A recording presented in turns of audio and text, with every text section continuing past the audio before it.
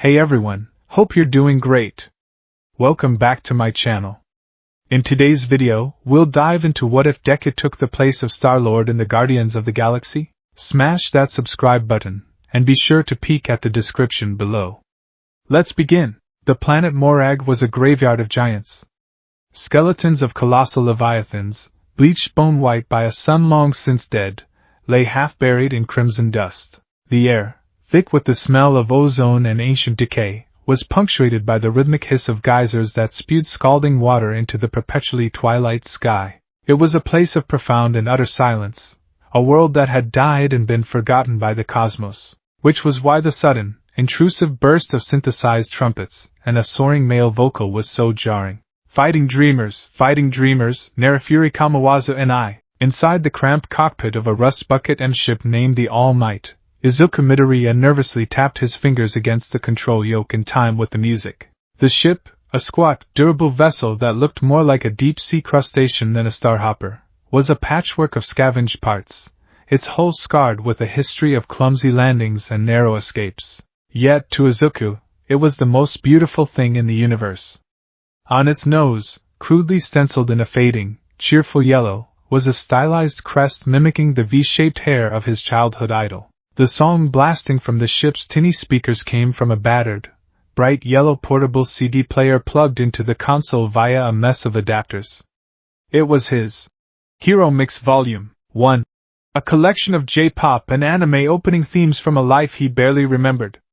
It was his only tangible link to Earth, to a green world of heroes and villains, of hope and of crushing disappointment. Okay, focus, he mumbled, his voice a nervous whisper filtered through his helmet's comm system. His helmet, unlike the swaggering, open-faced designs favored by other Ravagers, was a full enclosure model with a wide, expressive visor that currently displayed a flood of data. Atmospheric pressure, gravimetric anomalies, energy signatures, he absorbed it all, his mind a whirlwind of analysis. He was here for a job. A stupid, reckless job Yondu would have skinned him for even attempting solo. A client on Xander, a shadowy figure known only as the Broker, had put out a whispernet bounty for an artifact on Morag, the orb. The pay was 40,000 units, enough to fix the All Might's perpetually failing life support and maybe, just maybe, buy his way out of the Ravagers for good. Yondu. The thought of his adoptive father sent a pang of guilt through him. Yondu Udanta had found him shivering and crying in a forest clearing in rural Japan, moments after a beam of blue light had deposited him there. The blue-skinned Centaurian had been contracted to deliver the boy to his other father, a being of immense power. But as Yondu always said, he got sentimental. He saw a scrawny, worthless-looking kid and figured he'd make a better cabin boy than a celestial battery. He'd raised Izuku as a Ravager, a thief and a scavenger. He tried to beat the softness out of him, to teach him to be fearsome, to take what was his. It had never quite stuck. Izuku learned the skills, piloting, lockpicking, systems hacking, but he never learned the swagger. He was still the same freckled, anxious boy who'd been told his dreams were impossible. The other Ravagers had taken one look at his pre-abduction school records, translated the word Deku from his files, and the name had stuck. Useless. Right. The temple is 2.7 kilometers northeast. He muttered, cross-referencing the Broker's map with his own topographical scans. Geyser activity is sporadic but follows a predictable pressure release cycle. I can use them for cover. The local fauna, mostly subterranean vermin. The larger predators are dormant during this tidal cycle. Should be fine. Should be. He took a deep breath, the recycled air tasting flat. The upbeat music swelled into its final chorus, a triumphant anthem of chasing dreams against all odds. It felt like a cruel joke. Plus ultra, he whispered, the old motto a prayer on his lips. He powered down the All Might, leaving only essential systems running, and sealed the cockpit. The silence of Morag crashed down on him as he stepped onto the loading ramp. His gear was practical, not flashy. A durable but patched envirosuit, a multi-tool on his belt, and a quad blaster holstered on his thigh that he never actually fired at a person. Instead of rocket boots, he wore gravity-dampening cleats that allowed him to move quickly and silently over the treacherous terrain. Strapped to his back was a compact scanner array he'd built himself. He looked less like a fearsome outlaw and more like a nervous geological surveyor. The journey to the temple was a masterclass in neurotic caution. He stuck to the shadows cast by the colossal ribs of the dead leviathans, his visor display tracking the pressure buildup of every nearby geyser. He catalogued rock formations, analyzed soil composition, and made a wide detour around a chasm that his sensors flagged as a potential nesting ground for Morag's infamous Orloni, rat-like creatures with a vicious bite. A real ravager would just stomp through, blasters firing. A voice in his head that sounded suspiciously like Yondu's sneered. "Quit your mumbling and get on with it, boy." Izuku flinched, shaking his head. "My way is safer," he whispered to himself. "Analysis prevents unnecessary risks.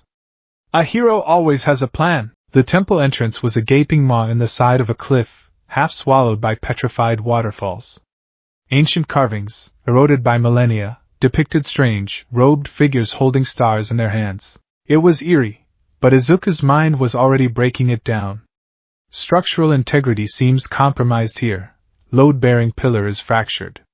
Avoid this entire section. Thermal readings indicate a significant temperature drop inside. Probably a subterranean water source. He deployed a small drone, a little spider-like device he called Eraserhead, which scurried inside, mapping the interior and checking for traps. While it worked, he sat on a rock, pulling a small, smudged datapad from his belt pouch. He opened a file labeled Hero Analysis for the Galaxy, Volume 13, Entry 347, Kree Accuser, Ronin. Observed abilities. Wields a Cosmirod capable of projecting concussive energy blasts. Displays superhuman strength and durability consistent with high-level Kree genetic enhancement. Tactics rely on overwhelming force and fanaticism of his troops, the Sakarans. Weaknesses. Appears to have a psychological obsession with dogma and ritual. Potential for monologuing? Exploit via distraction. Note, further analysis required. Avoid direct engagement at all costs. He'd been compiling these notes since he was a kid, a habit he'd never broken. It was his way of understanding the terrifying universe he'd been thrown into. He analyzed famous bounty hunters, Nova Corpsmen, even Yondu himself. It was a coping mechanism, a way to turn terrifying monsters into data points he could understand and, theoretically, overcome. The drone pinged. The path was clear. Inside, the temple was a cavern of echoing quiet. Water dripped from stone ceilings, and a faint, ethereal blue light emanated from glowing crystals embedded in the walls. Izuku moved with a practiced stealth, his gravity cleats making no sound on the slick stone floor. He bypassed the pressure plate by calculating its trigger weight and simply leaping over it. He disabled the dart trap by rerouting its energy source with a precise jolt from his multitool. It was all so methodical. There was no thrill of the chase, just a problem to be solved. Finally, he saw it. At the center of a vast, circular chamber, a shimmering force field protected a single, small dais. And resting on that dais was the orb. It was smaller than he expected, a silver sphere etched with intricate patterns. "Okay, energy field analysis," he mumbled, his scanner whirring. "Cyclical frequency, keyed to a kinetic lock. It's designed to disintegrate anything that tries to pass through it too slowly or too quickly. It needs to be phased through at a precise velocity." He did the math in his head, his brow furrowed in concentration. Velocity of 3.2 meters per second. No margin for error. He took a few steps back, took a deep breath, and then ran. Not a sprint, but a perfectly measured jog. He reached the field and, for a heart-stopping second, felt a tingling sensation all over his body as he passed through. The air inside was cold still. He had done it. He reached for the orb, his gloved fingers trembling slightly. This was it. 40,000 units. Freedom. A chance to finally stop running and maybe, just maybe, find a way to be the person he always wanted to be. He pictured a small ship, not a scavenger's vessel, but a rescue craft. Helping colonists on the fringe, defending transport ships from pirates. Being a hero. His fingers closed around the cold metal of the orb.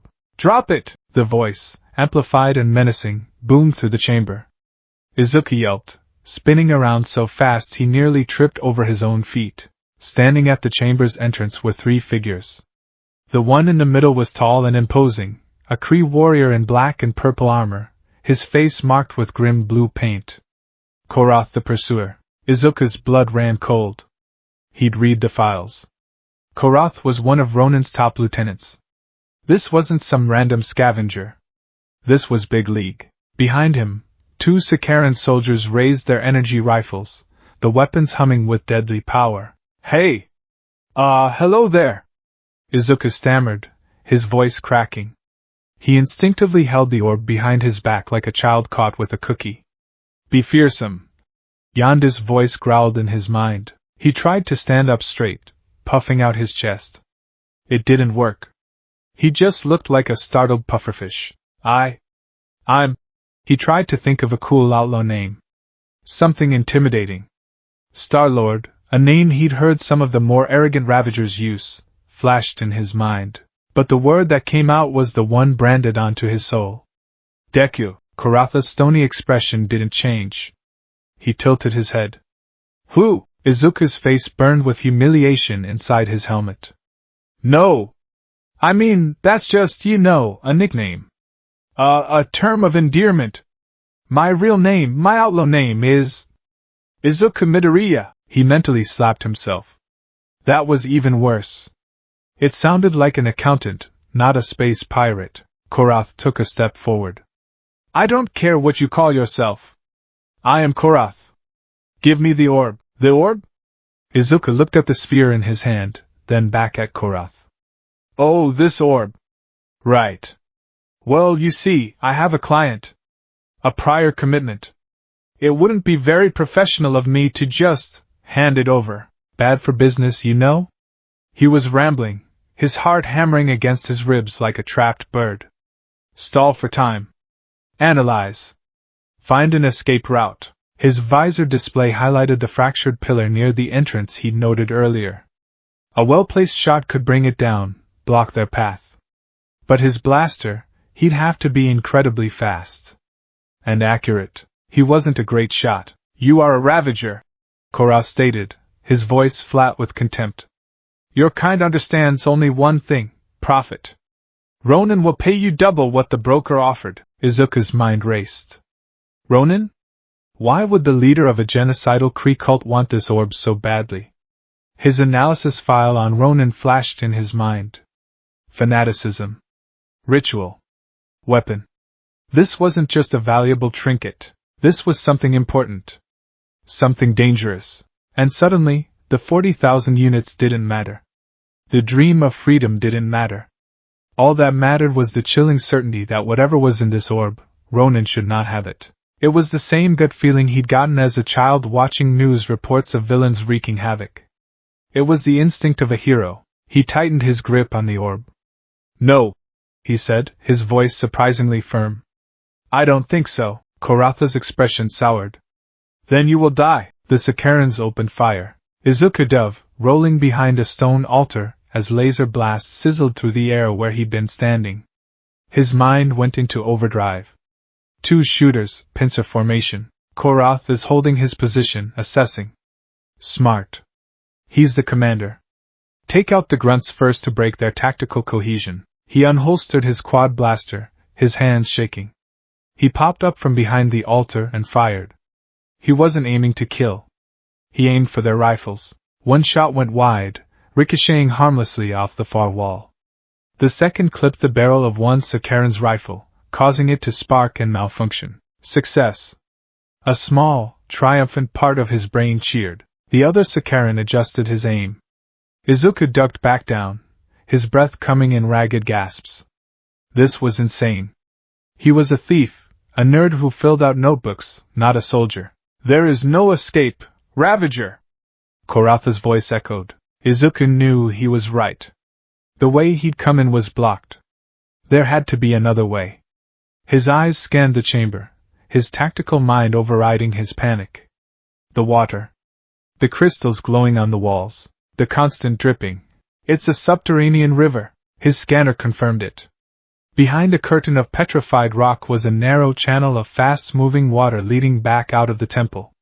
It was a long shot, but it was his only shot. He needed a distraction. A big one. He looked at his blaster, then at the massive, unstable stalactite hanging directly above Korath. It was a risky shot. He'd have to expose himself completely.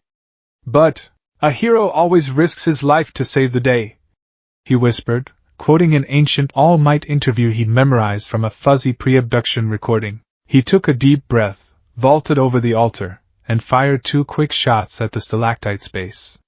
They struck true, spiderweb cracks forming instantly. The massive spear of rock groaned, then began to fall. Korath's eyes widened in surprise. He leaped back just as the stalactite crashed down, shattering on the floor and throwing up a massive cloud of dust. Now! Izuku yelled to no one, and sprinted for the far wall. He was almost there. He could hear the rush of the water behind the stone. But he wasn't fast enough. A powerful hand clamped down on his shoulder, yanking him back. He was thrown to the ground, the orb skittering out of his grasp. He looked up into the furious face of the Sakaran whose rifle he'd disabled. The soldier raised his fist to bring it down on Izuku's helmet. Izuku threw up his arms to block, a pathetic, reflexive gesture. He squeezed his eyes shut, bracing for the impact, for the crunch of his visor, for the end. And then, something inside him broke. It was a feeling he'd known his whole life, a phantom sensation in his bones. A dam of pressure he always felt but could never release. A quirk he didn't have. A power that wasn't there. But this time, it was different. This time, spurred by the primal terror of imminent death, the dam didn't just crack. It shattered. A surge of raw, untamed energy, hot and wild, flooded his right arm. It felt like a star being born inside his own marrow. Green, bioluminescent light, like captured lightning, erupted from his skin, crawling up his arm in crackling, incandescent patterns. The air hummed ionized. The Sakaran paused, his fist hovering, his alien face contorted in confusion at the sudden light show. Izuku didn't think. He didn't plan. He just reacted. He screamed, a raw, desperate sound, and threw a punch. It wasn't a trained punch. It was a frantic, clumsy swing born of pure panic. But it carried with it all the pent-up energy that had been dormant inside him for 2 decades. His fist connected with the Sakaran's chest plate. The result was catastrophic. There was no satisfying thud. There was a deafening crack boom that was both a sonic boom and the sound of a mountain splitting in two. The green light exploded outwards. The Sakaran's reinforced armor, designed to withstand blaster fire, didn't just dent. It disintegrated. A shockwave of pure force blasted the soldier off his feet, sending him flying backward across the chamber to smash into the far wall with enough force to crack solid stone. He crumpled to the ground, motionless. But the power had a price. The recoil was instantaneous and absolute. A sickening series of snaps echoed in the sudden silence. Izuku looked down at his right arm. It was a mangled ruin. The bones in his forearm had been shattered, twisted into grotesque new angles beneath his suit. His fingers were bent backward. The pain was a white-hot supernova, so immense it was almost abstract. It eclipsed thought, it eclipsed everything. He screamed again, this time a raw, agonized shriek of pure pain. He stumbled back, clutching the ruined limb to his chest, his vision swimming with black spots. Through the settling dust, he saw Korath staring. Not at his fallen soldier, but at Izuku. His cold, analytical expression was gone, replaced by something else, shock. And a flicker of fear. That fear was the only thing that cut through Izuku's agony. He had an opening. He scrambled for the orb, his left hand fumbling to grab it. His legs felt like jelly. Every beat of his heart sent a fresh wave of blinding pain up his shattered arm. He pushed himself to his feet, swaying. What are you? Korath whispered, his voice laced with disbelief. Izuku didn't have an answer. He didn't even know himself. He just knew he had to run. He turned and threw himself at the rock wall he'd identified earlier. He slammed his shoulder into it, gritting his teeth against the jarring agony. The petrified stone, weakened by the water behind it, crumbled. He fell through, landing in the icy, rushing water of the subterranean river. The current seized him, pulling him into the darkness. He heard Korath shouting orders, the renewed sizzle of blaster fire striking the water behind him. But the river was too fast. It swept him away, tumbling him through the lightless tunnels beneath the planet's surface. He held the orb tight to his chest with his good arm, his other arm a useless, throbbing weight. The cold of the water was a blessing, numbing the pain just enough for him to stay conscious. He was being battered against the rocks, his helmet taking the brunt of the impacts. His mind was a maelstrom of terror, pain, and a single, recurring thought. What was that? What was that power? It was like the stories of quirks from Earth. A sudden manifestation. But he was quirkless. The doctor, the extra joint in his toe, the X-rays, they had all been definite. Had they been wrong? After all this time, after 2 decades of being a useless Deku, had he finally developed a quirk? The power had felt ancient, infinite, and it had broken him. Just like his childhood dreams, it was a power so great it destroyed him from the inside out. After what felt like an eternity, he saw a sliver of the crimson twilight ahead. The river spat him out of a fissure in the rock face, sending him tumbling down a muddy embankment. He landed in a heap, gasping for air, his body a symphony of pain. He was a kilometer from the All Might. Every step was agony. He staggered through the dust, cradling his broken arm, his vision blurry with tears of pain. He kept looking over his shoulder, expecting Korath and his soldiers to appear over the rise at any moment. He finally reached his ship, fumbling with the ramp controls with his one good, trembling hand. The ramp hissed open and he practically fell inside, sealing it behind him. Safe. For now. He stumbled to the cockpit, slumping into the pilot's seat. The cheerful J-pop song had long since ended, and his CD player was silent. The only sound was his own ragged breathing and the frantic beeping of a proximity alert. A Kree ship had entered the atmosphere. No, no, no, he whimpered. He had to go. Now, with his left hand, he frantically initiated the pre-flight sequence. Engines whined to life. The All Might trembled as its primary thrusters ignited. He gripped the control yoke, his knuckles white. The pain from his right arm was a roaring fire, but the adrenaline was stronger. He pushed the thrusters to maximum. The ship lurched, then shot upward, blasting away from the dead surface of Morag. He broke through the thin atmosphere, the stardusted blackness of space welcoming him like an old friend. Once he was clear of the planet's gravity well, he engaged the star drive, punching in coordinates for Xander. The stars outside the viewport elongated into streaks of blue and white light, and the All Might leaped into hyperspace. Only then did he allow himself to collapse. He slumped against his chair, his body trembling uncontrollably. The adrenaline faded, and the pain returned with a vengeance, sharp and all-consuming. Tears streamed down his face, hot against his cold skin. He slowly, carefully, peeled the glove and the sleeve of his suit away from his right arm.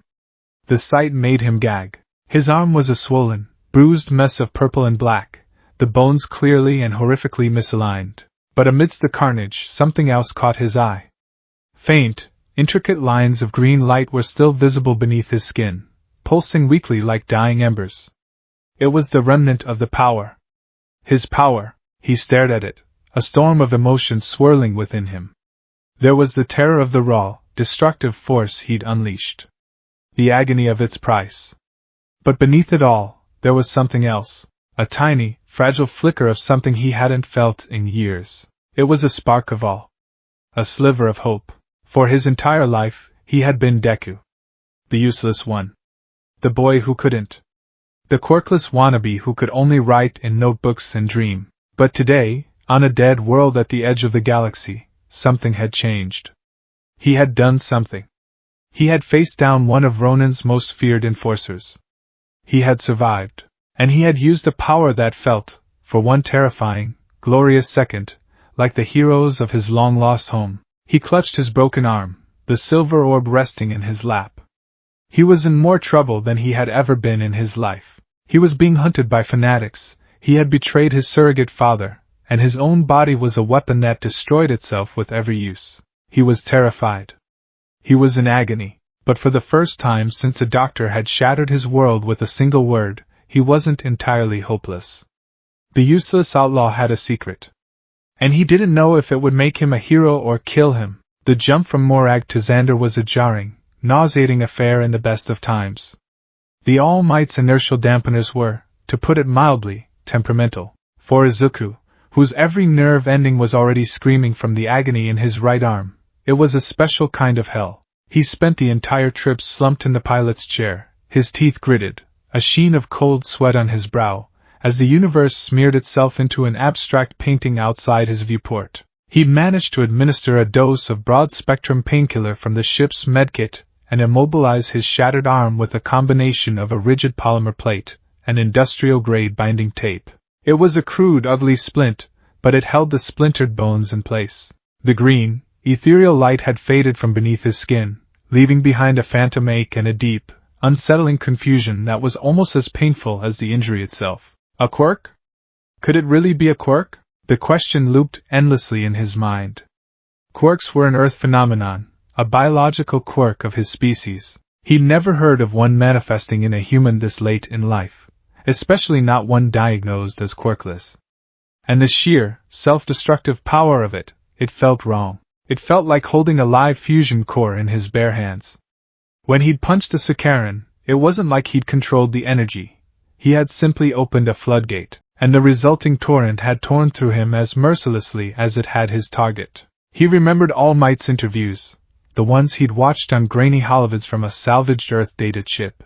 The number one hero often spoke of his power as something to be mastered, a responsibility to be carried.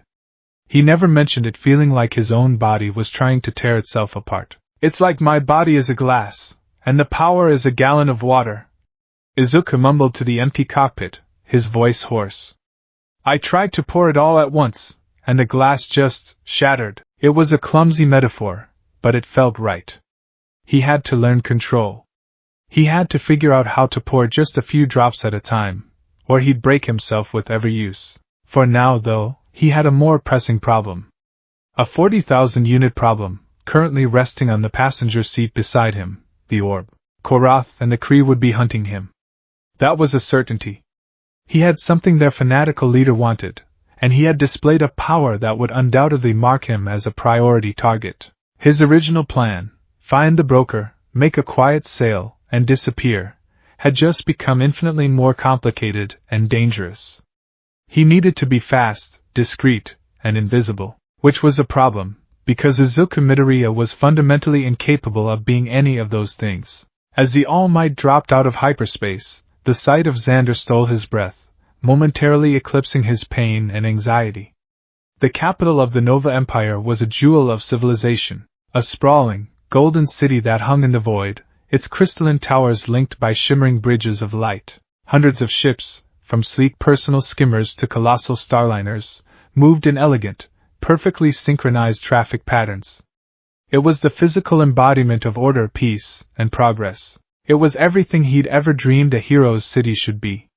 It was beautiful, and it terrified him. He guided the All Might towards a public docking bay on the city's outer ring, choosing one designated for transient commercial vessels. It was a place designed for anonymity, but as he clumsily landed his scarred, ugly ship between a polished Hyuvian freighter and a luxury Kylosian yacht, he felt 1,000 eyes on him. He knew it was just his paranoia, but he couldn't shake the feeling that he stuck out like a sore thumb, a piece of rusted scrap in a diamond showroom. Okay. New plan, he whispered, pulling up a schematic of the city on his console. Dock the ship, change clothes, secure the orb. The broker's contact point is in the old quarter plaza. I go there, I make the exchange, I get the units transferred to a clean credit chip, and I'm gone. No detours. No sightseeing. No talking to anyone. Project Confidence. Act like you belong. Yondu's rules. He could almost hear the Centaurian's gravelly voice in his head. Walkin' like you own the place, boy. Chin up, shoulders back. Never let MC you sweat. The second you look like the mark, you are the mark. 10 minutes later, Izuku shuffled out of his ship, failing spectacularly on all counts. He had traded his battered Ravager envirosuit for what he hoped were inconspicuous civilian clothes, a plain, dark gray tunic, cargo pants with far too many pockets, and a heavy traveler's cloak with a deep hood. His shattered arm was nestled in a makeshift sling under the cloak, the throbbing a constant, miserable reminder of his predicament. He carried the orb in a worn satchel slung over his good shoulder, its weight a dense, worrying presence. His chin was tucked firmly into his chest. His shoulders were hunched, a defensive posture he'd adopted in childhood and never quite shed. And a thin film of nervous sweat already coated his brow. He looked less like he owned the place and more like he was about to be audited. The sheer sensory overload of Xander hit him like a physical blow. The air hummed with the whisper of anti-gravity engines in 1,000 different languages. The light, reflecting off the golden architecture, was dazzlingly bright. Aliens of every conceivable shape and size thronged the walkways, towering, insected beings conversing with short, furry creatures, gelatinous blobs gliding past elegant, silicon-based lifeforms. Floating drones zipped overhead, projecting holographic advertisements for off-world vacations and synthetic noodles. Izuku's head was on a swivel, his eyes wide with a mixture of wonder and terror. He saw a squad of Nova Corpsmen in their pristine blue and gold uniforms, and he instinctively shrank back into the shadow of a support pillar, his heart pounding. He was an outlaw, a criminal. They were the heroes of this system.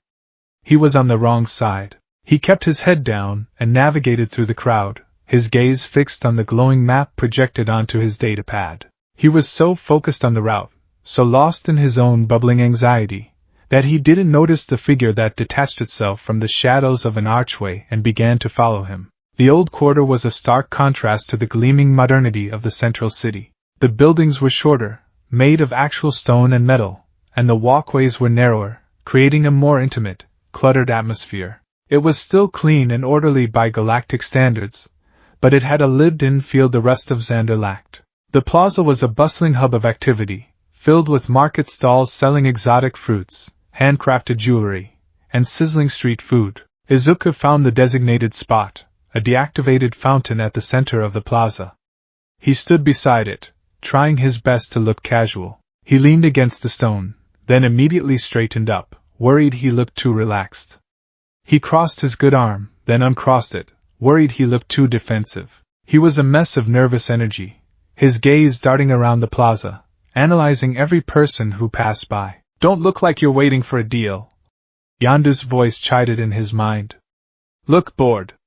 Look like you're waiting for a date who's late." Izuku tried to look bored. He ended up looking constipated. He'd been waiting for nearly 15 minutes, the tension coiling in his stomach like a nest of snakes, when a calm, female voice spoke from directly behind him. "You have something that belongs to my employer," Izuku yelped, jumping a foot in the air and spinning around. His satchel swung wildly, and he had to awkwardly grab it to stop the orb from smacking into the fountain. Standing before him was a woman with vibrant green skin, her features sharp and beautiful, framed by dark hair with striking magenta highlights. She wore sleek, dark leather armor, and her eyes, black, intense, and utterly devoid of emotion, were fixed on his satchel. She moved with a liquid grace, a coiled stillness that screamed of disciplined, lethal power. On her hip was a blade that looked sharp enough to split atoms. Izuku's brain, the part of it that wasn't screaming in panic, was already cataloging. Species, Zeaberii. Enhanced strength, speed, and durability due to genetic modifications. Known associate of. His blood ran cold. Known associate of Ronan the Accuser. It was Gamora, the deadliest woman in the galaxy. His analysis file on her was short, and consisted mostly of the words, "Avoid. Avoid at all costs." Hi," he squeaked, his voice cracking. "I think you have me mistaken for someone else. I'm just enjoying the architecture. Very geometric." Gamora's expression didn't flicker. "The orb. Peter Quill was supposed to retrieve it.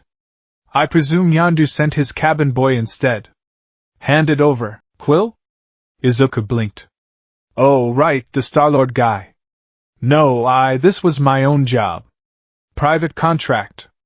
And this orb is promised to someone else." "The broker?" he finished lamely, as if asking for her approval. "The broker will not be getting it," Gamora stated, taking a half-step forward. The casual movement was filled with more menace than a charging beast. "I will. Give it to me, and I might let you walk away with your other arm intact." Izuku's hand instinctively went to his splint. She'd noticed. Of course, she'd noticed. She probably noticed the brand of his socks. His mind was racing. He couldn't fight her. His file on her detailed a dozen victories against opponents who could tear his ship in half. Running was an option, but in this crowded plaza, she would catch him in seconds. That left talking. It was all he ever had. Wait, he said, holding up his good hand. You work for Ronan, right? I read the files. He's a villain. A mass-murdering zealot. Why would you help him get his hands on whatever this is? He gestured with his head towards the satchel. It's obviously some kind of weapon, or he wouldn't want it so badly. You can't just give it to him. For the first time, a flicker of something, surprise? Annoyance, crossed Gamera's face. She seemed taken aback that he was trying to reason with her. My motivations are none of your concern, she said, her voice dropping a dangerous octave. My mission is to retrieve the orb. This is your last chance, but it is my concern, Izuku insisted, his voice rising with a desperate sincerity that was pure, unfiltered Midoriya. If Ronan gets this thing, people could get hurt. Whole planets could be in danger. Don't you care about that? Before Gamera could respond to this baffling line of questioning, the conversation was violently interrupted. Well, look what we have here, Groot. A bounty with a broken wing and the adopted daughter of Thanos, all wrapped up in a neat little package. The voice was a high-pitched, sarcastic snarl. Izuku and Gamera turned to see two new figures striding into the plaza. One was a walking, talking tree, his bark-like skin covered in moss, his expression placid and gentle. The other was a bipedal raccoon, holding a ridiculously oversized cannon with a manic grin on his furry face. The name's Rocket, the raccoon announced, leveling the weapon at Izuku. And there's a 20,000-unit bounty on your head, Ravager. Something about skipping out on your boss. Now be a good little Terran and come with us, and we'll try not to singe your other arm. I am Groot, the tree man rumbled in a deep, melodic voice. Yeah, she's with him. Rocket translated, gesturing at Gamera with his cannon. Which means we get the bonus on her too. Today's our lucky day. Gamera's eyes narrowed. She drew her blade in a whisper of steel, shifting into a low fighting stance that allowed her to face both Izuku and the newcomers. The plaza, which had been bustling with activity, was rapidly clearing out. Civilians screamed and scrambled for cover, overturning food carts and souvenir stalls in their haste. This has become needlessly complicated, Gamera hissed, her gaze darting between her targets. Izuku's mind was in full-blown panic mode. He was cornered. In front of him was a genetically engineered assassin. To his side, a cybernetically enhanced raccoon with a cannon and his sentient plant muscle. This was a tactical nightmare. This was a situation no amount of analysis could have prepared him for. Please, can we just talk about this? Izuku yelled, his voice strained with desperation. There's no need for violence, Rocket cackled. Kid, violence is the fun part, he fired. A massive net, crackling with blue stun energy, shot from the cannon. Izuku, with a surge of adrenaline, dove to the side, landing hard on his good shoulder and rolling behind the fountain. The net hit the stone with a loud thwump and a shower of sparks. Gamera moved like a blur, her blade a silver arc as she lunged not at Izuku, but at Rocket. She was clearly identifying the biggest immediate threat. Groot's arm extended with impossible speed, a thick vine of living wood that slammed into the ground in front of her, blocking her path. I am Groot! Thanks, pal! Rocket shouted, recalibrating his weapon. Seeing his chance, Izuku scrambled to his feet and ran. He didn't know where he was going. He just bolted, pushing his way through the last of the panicked crowd, his satchel bouncing against his back. He's getting away! Rocket shrieked. A blast of concussive energy screamed past Izuku's ear, obliterating a stall selling Xandarian snow cones and showering the area in purple slush. That seems dangerous! Izuku shouted over his shoulder, his legs pumping.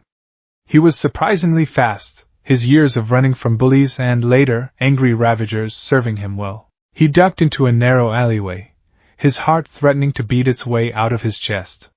He could hear the heavy, thudding footsteps of Groot behind him and the light, scuttling sound of Rocket. He risked a glance back and saw Gamora in hot pursuit as well, easily keeping pace, her expression a mask of cold fury. The alley opened into another, wider street filled with civilian transports and skimmers hovering in low-altitude traffic. He was trapped. Nowhere left to run, pipsqueak! Rocket gloated, skidding to a halt at the alley's entrance. Groot blocked the other end, his arms outstretched. Gamora leaped onto a nearby balcony, looking down at him like a predator cornering its prey. Izuku frantically looked for an escape route. His eyes darted around, his brain processing every detail. Traffic density is moderate. Vehicle speeds are low. Structural integrity of that overhang, questionable. Probability of successful escape by rooftop, 12%. Probability of successful escape by hijacking a vehicle, 4%. Probability of talking my way out of this. He grimaced. Effectively 0. Just then, another of Rocket's blasts went wide, clipping the side of a building above the street. A large chunk of decorative masonry, weighing at least a ton, broke loose and began to fall, directly over a family of squat, turtle-like aliens, a mother and 2 wide-eyed children, who had frozen in terror in the middle of the street. Everything stopped. The bounty, the orb, the assassins, the pain in his arm, it all vanished from Izuku's mind. There was only the falling rock and the people underneath it. He didn't think. He didn't analyze. He acted. Get out of the way! He screamed. With a desperate cry, he sprinted from the relative safety of the alley out into the open street. He pushed his legs harder than he thought possible, a desperate, makeshift attempt at channeling his newfound power into them. He felt a faint, dangerous tingle, a warning of the strain, but he ignored it. He reached the family just as the shadow of the falling debris enveloped them. There was no time to pull them clear. With his one good arm, he shoved the mother and her children as hard as he could, sending them sprawling out of the impact zone. He, however, was now directly in its path. He looked up, and all he could see was the underside of the massive block of stone hurtling towards him. This was it. A stupid, pointless end. But he'd saved them. A small, bittersweet thought surfaced. At least it was heroic. He braced himself for the impact. A final, whispered, "I'm sorry, Mom." On his lips. The crash never came. Instead, a lithe, green form slammed into him, tackling him with incredible force and sending them both tumbling across the pavement just as the masonry crashed down where he'd been standing, shattering into 1,000 pieces with a deafening roar. Izuku lay on the ground, his head spinning, tangled up with Gamora. She had saved him. He stared at her, utterly bewildered. She stared back, her expression an unreadable mix of fury and confusion. "What is wrong with you?" she snarled, pushing herself off him. "You could have been killed." They were going to be crushed. Izuku stammered, his mind still reeling. Before he could process the situation any further, a web of golden energy enveloped them both. It tightened, pinning their arms to their sides. Similar nets snapped around Rocket and Groot, who had been too stunned by Izuku's selfless act to react. A squadron of Nova Corpsmen descended from the sky on flight packs, their armored forms surrounding the chaotic scene. They held their standard-issue X-formation staves, the source of the energy nets. The lead officer, his faceplate retracted to reveal a weary, middle-aged face, surveyed the scene, the 4 captured off-worlders, the trail of destruction, the terrified but unharmed civilians. He sighed, a sound of profound bureaucratic exhaustion. "All right," he said, his voice amplified by his helmet. "Gamora, known associate of the Mad Titan, Thanos. Rocket and Groot, wanted on over 50 charges of theft, smuggling, and public nuisance. And you." He looked at Izuku, who was still on the ground, looking like a lost, bewildered child. The officer consulted his data pad. "Izuku Midoriya, alias Deku. Wanted by the Ravagers for breach of contract." "Well, this is a party." Rocket immediately started struggling against his bonds. "Hey! That Terran's our bounty! We caught him fair and square." "I am Groot," Groot added solemnly. "You have the right to remain silent." The Nova officer droned, ignoring them.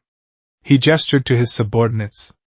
"Charge them with public endangerment, destruction of civic property, and aggravated assault. Take them to the Kailen." Izuku's heart sank into his stomach. The Kailen. The Nova Corps' most notorious high-security prison. He was going to prison. He'd failed. He'd lost the orb. He glanced over and saw another officer carefully placing his satchel into a containment box. He'd gotten himself arrested. He'd completely and utterly failed at being an outlaw. As the Nova Corpsman hauled him to his feet, his gaze met Gamera's. The cold, professional killer was gone.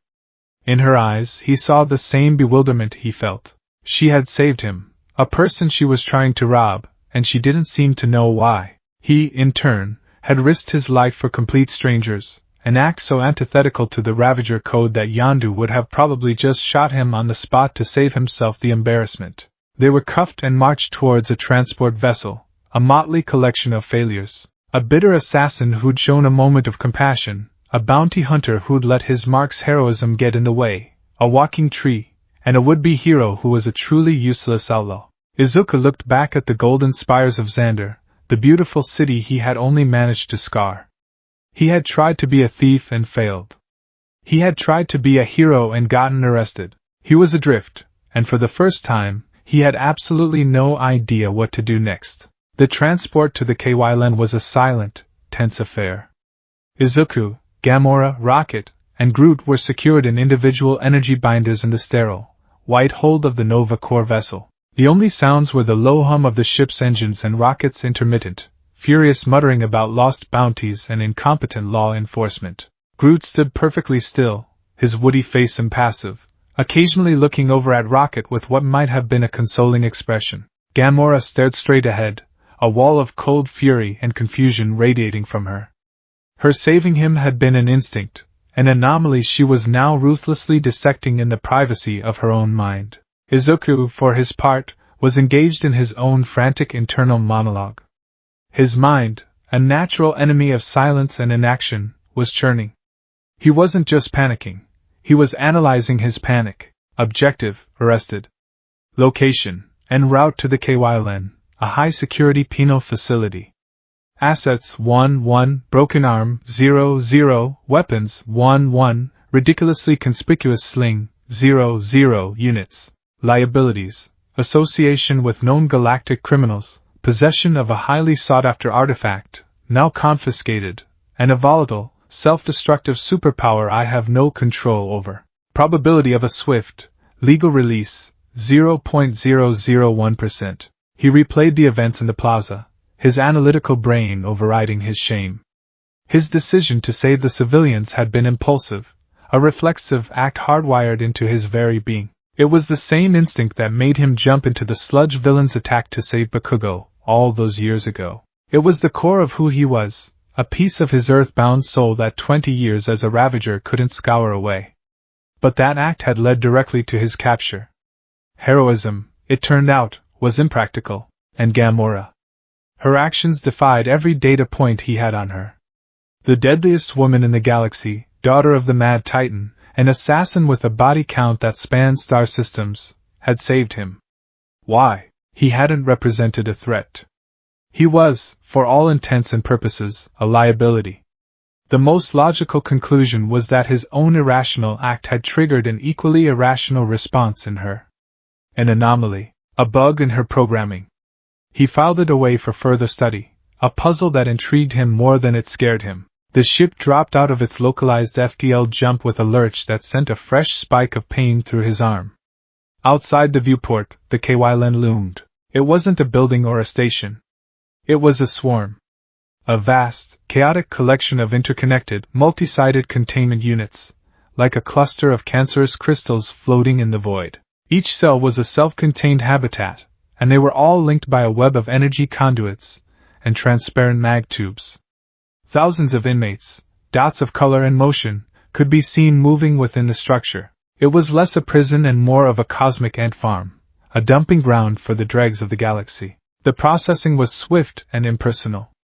They were stripped of their personal effects. Izuku watched mournfully as a guard confiscated his datapad containing his hero analysis for the galaxy, scanned, deloused with a spray that smelled of burnt ozone, and issued standard-issue gray jumpsuits. Izuku had to argue with a stony-faced administrative drone for nearly 10 minutes to be allowed to keep his makeshift sling. finally convincing it by demonstrating how his arm flopped around uselessly without it. Then, they were shoved through a final energy gate and into the general population. The sheer sensory assault of the KYLN's main commons was overwhelming. The noise was a physical entity, a cacophony of 1,000 different species shouting, bartering, fighting, and screaming in 100 different languages. The air was thick with the smell of unwashed bodies, alien cooking, and raw sewage.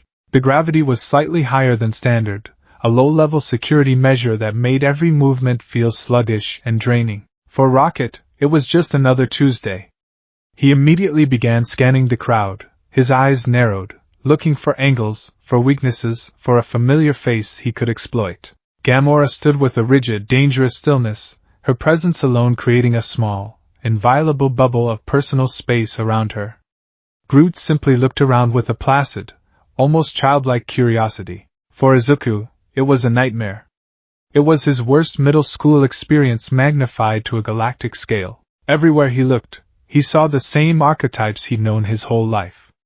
The bullies, hulking, aggressive inmates who stalked the walkways, preying on the weak. The victims, smaller, more timid creatures, huddled in corners, trying to make themselves invisible.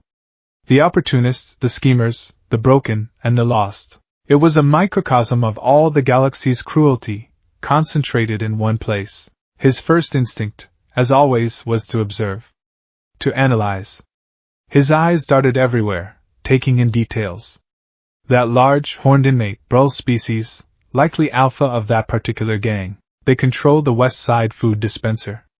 That guard patrol follows a predictable 17-minute loop. Structural weakness in the support column near the sanitation unit.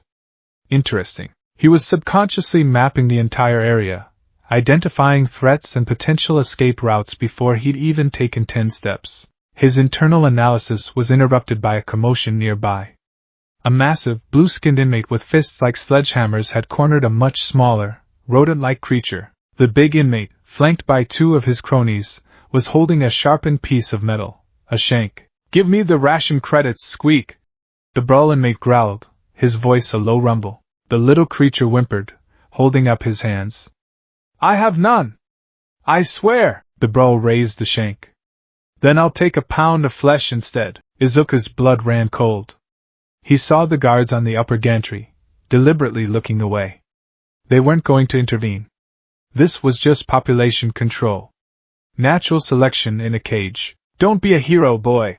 Yondu's voice echoed in his memory, a lesson beaten into him through years of harsh experience. "You see a fight that ain't yours, you walk away. Keep your head down. Survive." It was good advice.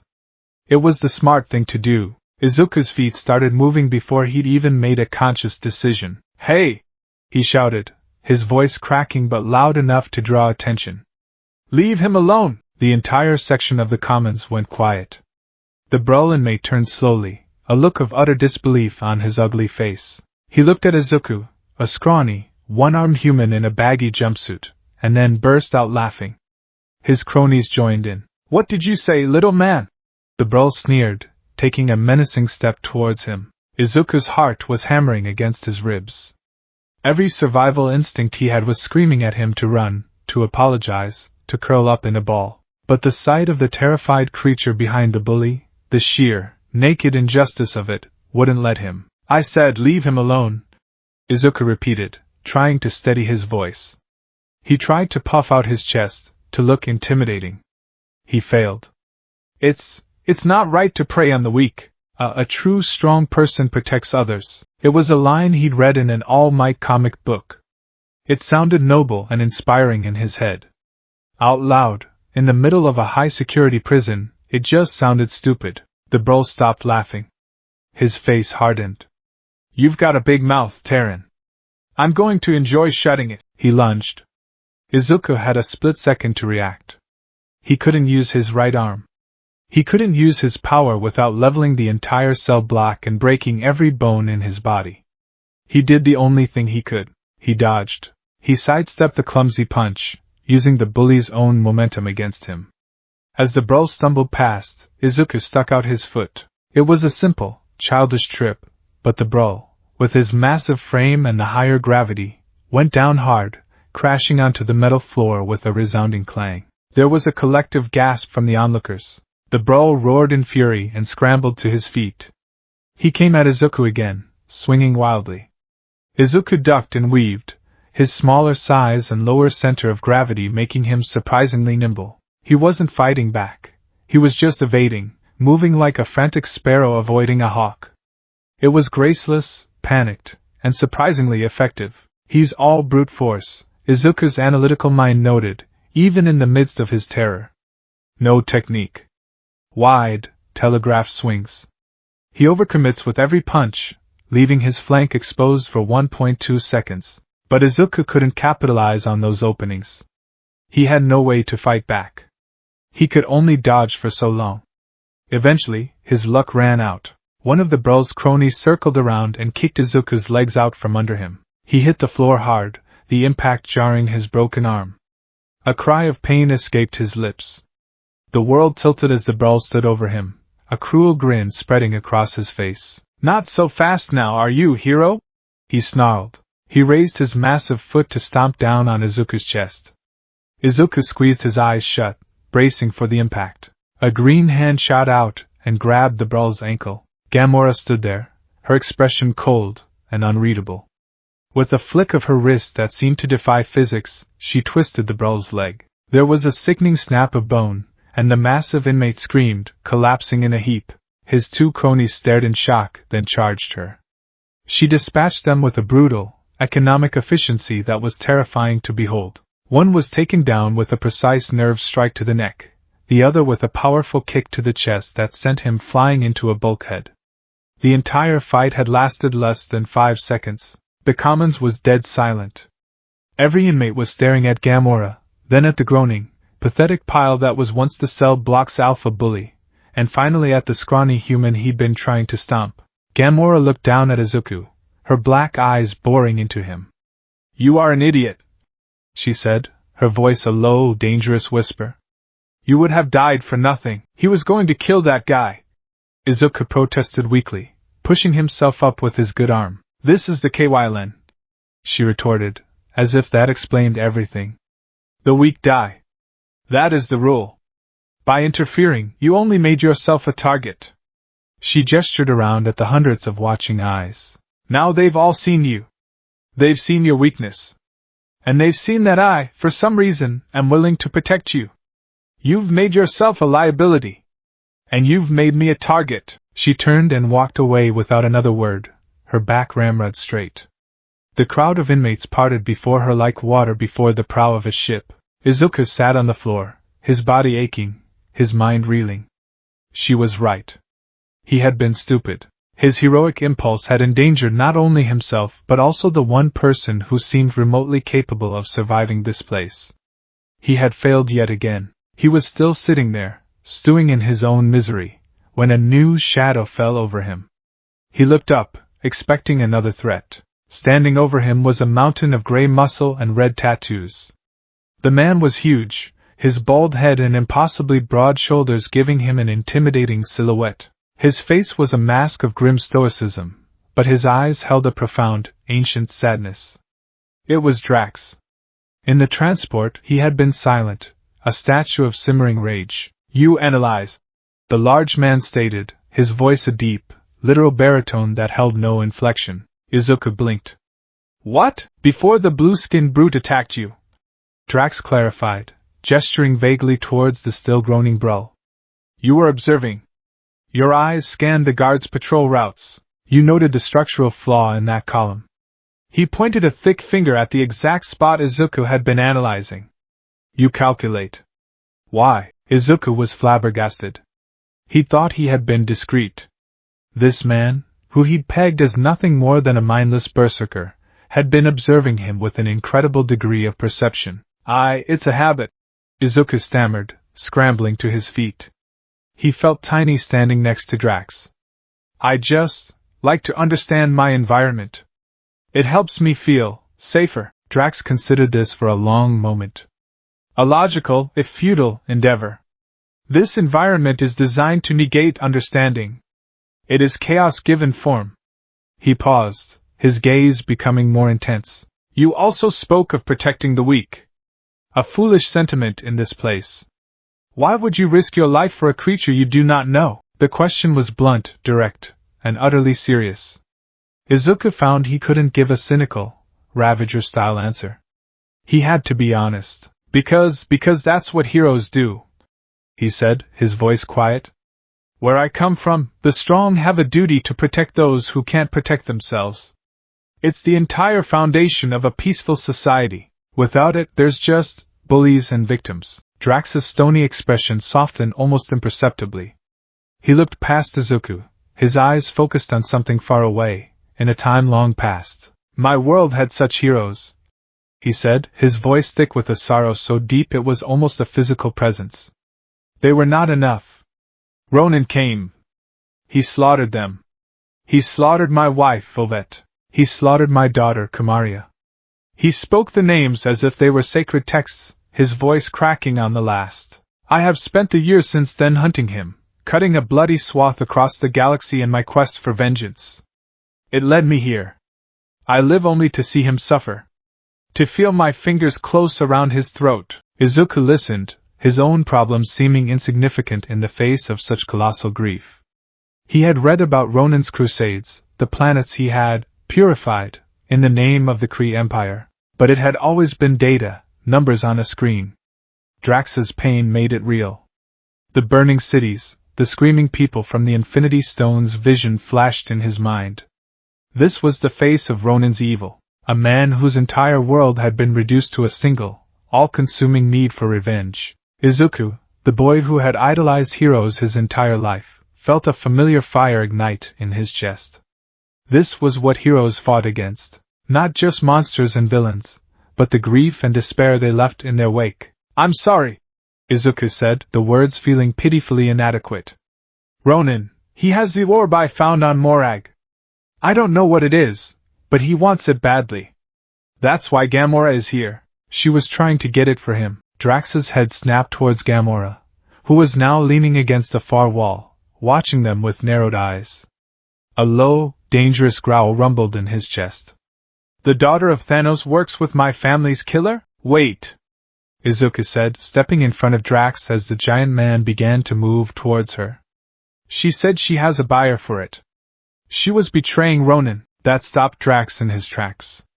He looked from Izuku to Gamora and back again, his brow furrowed in confusion. It was at that moment that Rocket, who had been scoping out the prison's various systems, sauntered over, Groot trailing placidly behind him. All right, I've seen enough, Rocket announced, gesturing around with a sweep of his paws. This place is a dump, but it's a well-designed dump. The security protocols are a nightmare. We're not getting out of here without some serious firepower and a plan. And seeing as how I'm the only one here with a brain, I have a plan. All three of them turned to look at Gamora, who had pushed herself off the wall and was approaching their little group. The other inmates gave her a wide berth. I know a buyer for the orb who is willing to pay 4 billion units, she said, her voice low and even. Her eyes were fixed on Izuku. Enough to make every one of us rich beyond our wildest dreams. But he's on nowhere, which means we have to get out of here first. Rocket's ears perked up. 4 billion? He squeaked, his cynicism melting away in the face of such an astronomical sum. With a B, the guards took the orb, Drax rumbled. It is in their possession, which is the first part of the problem, Gamora said. The second is the prison itself. I can fight my way out, but I can't do it alone and retrieve the orb at the same time, Rocket scoffed. Fight your way out? Lady, you're good, but this is the KY-Len. You'll be shot to pieces before you reach the outer gate. He is correct, Drax added. A direct assault would be illogical, that's why we need a plan, Gamora said, her gaze landing on Izuku once more. You, the Terran, Drax said. You analyze? You see things. Can you get us out of here? Izuku was taken aback. Her, Drax, Rocket, they were all looking at him. A professional assassin, a legendary warrior, and a technical genius, and they were all looking to the useless kid with the broken arm for a plan.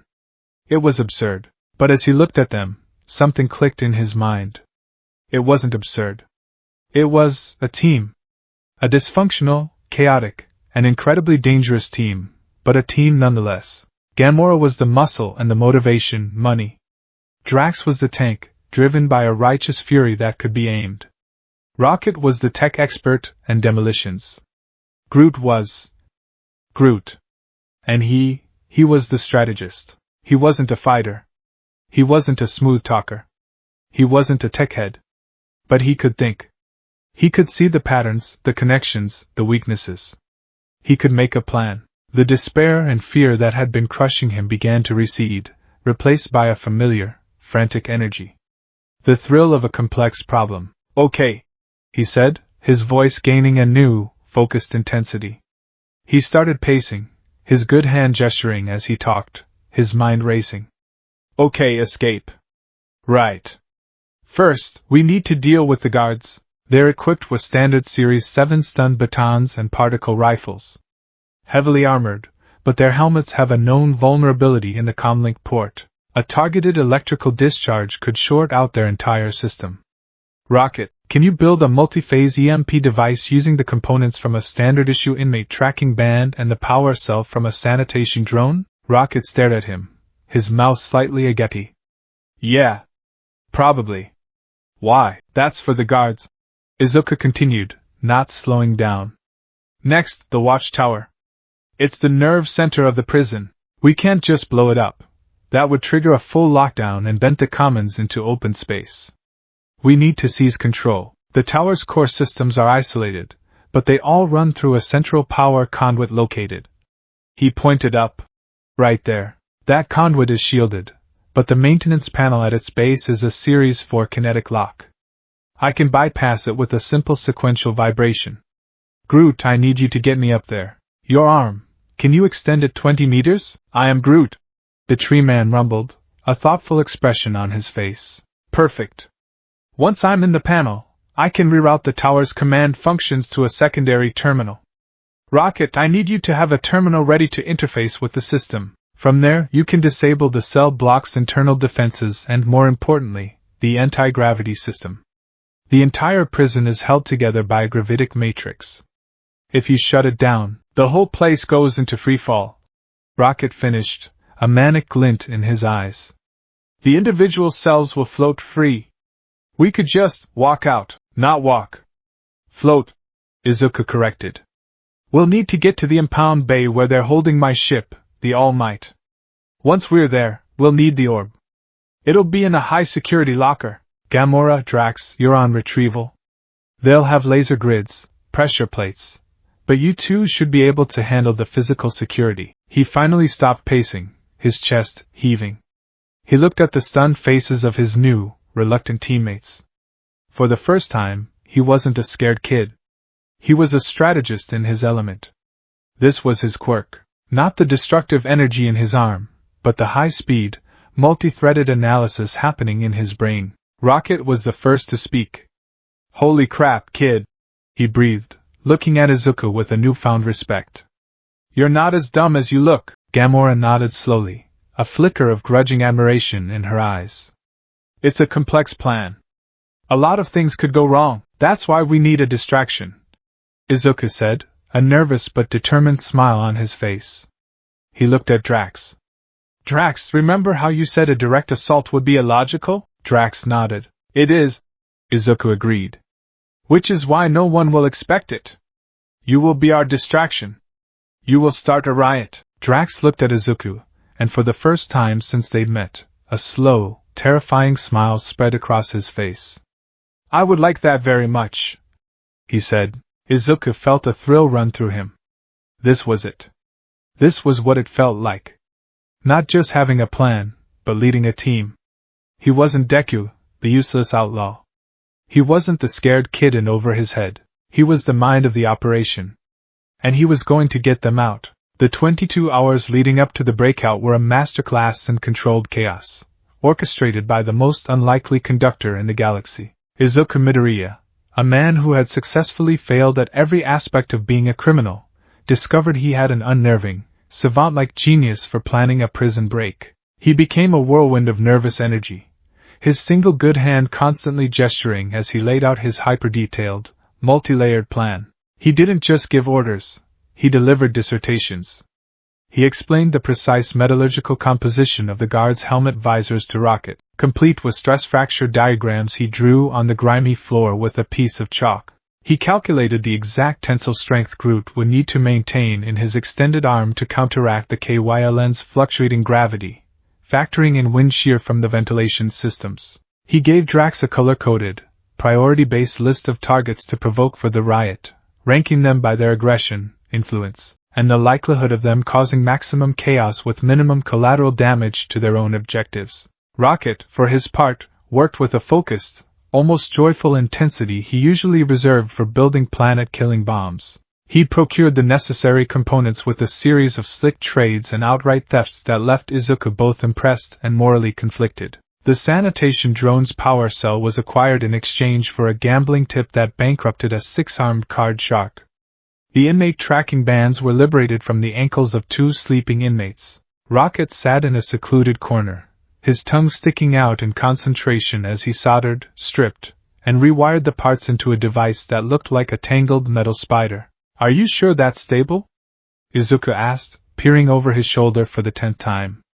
"The energy matrix on those power cells is notoriously volatile. A feedback loop could cause a cascade failure that would, best-case scenario, fry every system in a 10-meter radius or, worst-case scenario, detonate with the force of a small grenade." "Relax, worrywart," Rocket grumbled, not looking up from his work.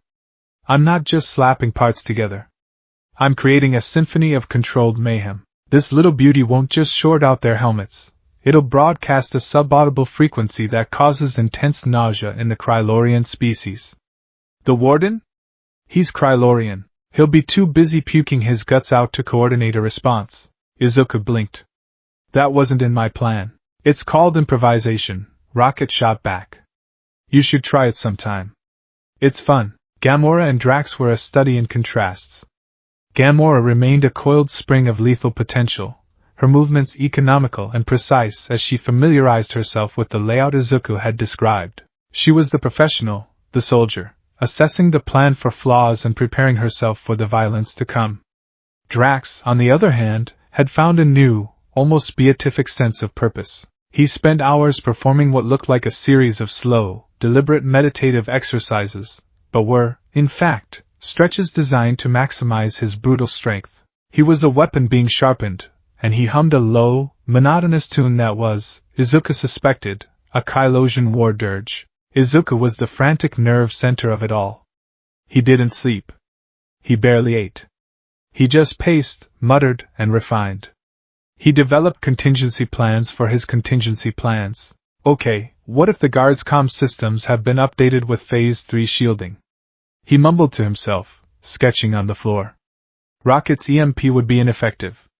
In that case, we pivot to Plan B Gamma. Groot creates a diversionary vegetative growth near the mess hall, drawing guards from the east quadrant. This gives Gamora a 37-second window to manually disable the power substation, but that increases the risk of lockdown by 14%. Is that an acceptable risk? Maybe Plan C Zeta is better. Finally, the moment arrived. The shift change. The brief, 90-second window where the prison's internal security was at its most vulnerable. Izuku stood near the central column, his heart hammering so hard he could feel it in his teeth. He looked at his team. Rocket gave him a toothy, confident grin, holding up the EMP spider. Groot offered a gentle, reassuring rumble.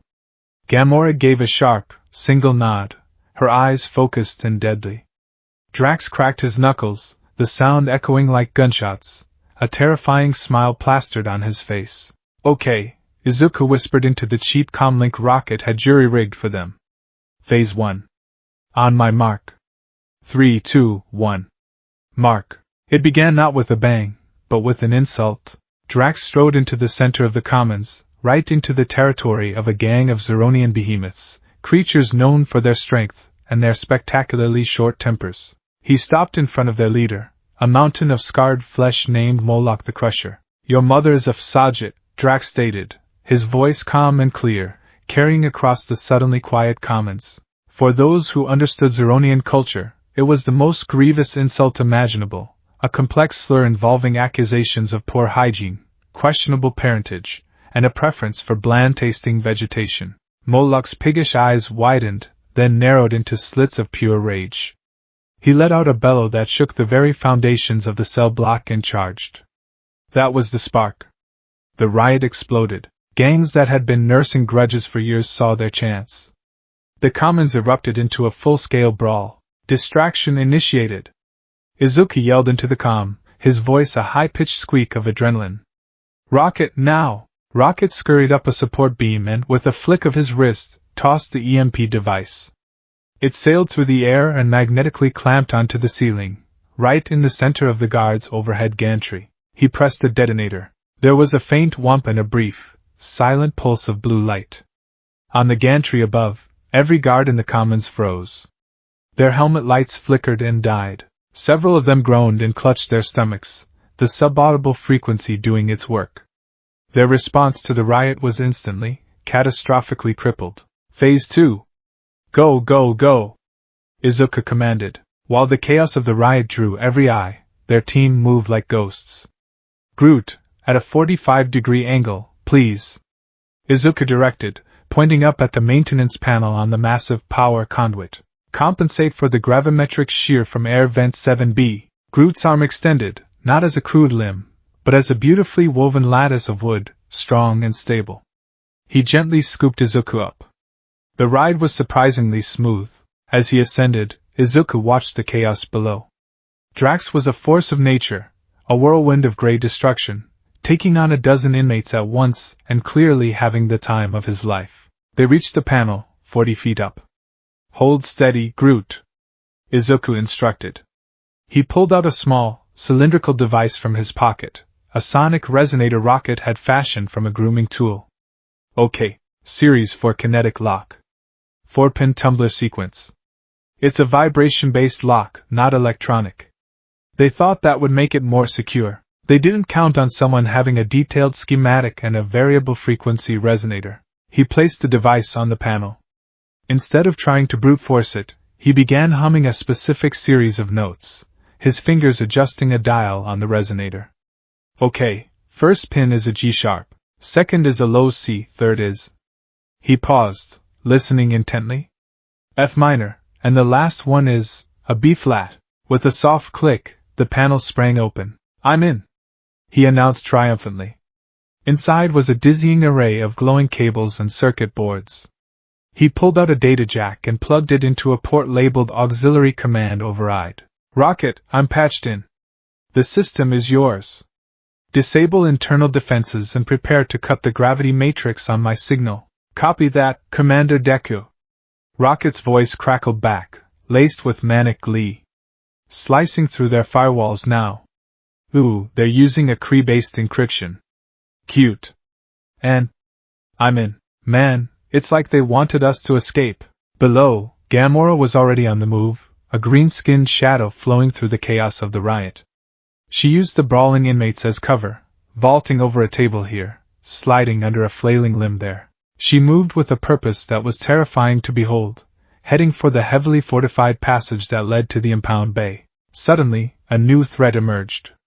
A squad of elite guards in heavier, gold-trimmed armor, evidently unaffected by the EMP, entered the commons from a side entrance. They were armed with heavy-duty repeating blasters. Guys? Izuku's voice went shrill with panic. We have unplanned hostiles. Gold helmets. My files said they were only deployed during full-scale lockdowns. Their armor is shielded against EMPs. The lead guard spotted Gamora. Target the assassin! He yelled, raising his rifle. Before he could fire, a wall of wood erupted from the floor in front of him. Groot, while still holding Izuku aloft with one arm, had sent a cascade of roots and branches snaking across the floor to form a protective barrier. The guards opened fire, their blaster bolts splintering the wood. The barrier wouldn't last long. Gamora, you have to go! Izuku yelled. We'll hold them off. Don't be an idiot, Gamora's voice came back, cold as ice. I'm the only one who can get through the security systems in the impound bay. You need me, she was right. Izuku's mind raced, processing the new variable. The plan was falling apart. They were pinned down. He looked down at the guards, then at his own trembling, useless right arm. There was nothing he could do. He was just the brain, and the brain was 100 feet from the fight. Then he saw it. A guard was reloading his weapon, momentarily exposed. Above him was a large, unsecured cargo container, held in place by a magnetic clamp. A very, very old magnetic clamp, according to the rust patterns Izuku had noticed earlier. An idea, a terrible, reckless, heroic idea, sparked in his mind. He looked at his left hand, at his fingers. He remembered the fight on Morag. The shattering power. The unbearable pain. He'd sworn he wouldn't use it again until he understood it. But they were out of time. Maybe not the whole arm, he thought, his heart pounding. Just a little. Just a finger. Like a flick. Rocket! On my mark, short out the mag clamp on cargo container 77B. He yelled into the calm. The what now? Kid, I'm a little busy here. Just do it. Izuku took a deep, shuddering breath. He focused, trying to recall the sensation of the energy, the feeling of the floodgates opening. He tried to visualize not a flood, but a single, controlled drop. He channeled all his focus, all his will, into the index finger of his right hand. He felt the pressure build, the familiar phantom sensation in his bones. But this time, he fought it. He held it back, gritting his teeth, sweat beading on his forehead. He allowed only a tiny sliver of the power to flow. Green light, faint but distinct, flickered around his hand. His finger began to ache, a deep, resonant pain, but it wasn't the shattering agony of before. It was manageable. Now, Rocket! He screamed. Fine. Shorting it out, the magnetic clamp on the container sparked and died. The massive crate tilted, then began to fall, right towards the exposed guard, but it was falling too slowly.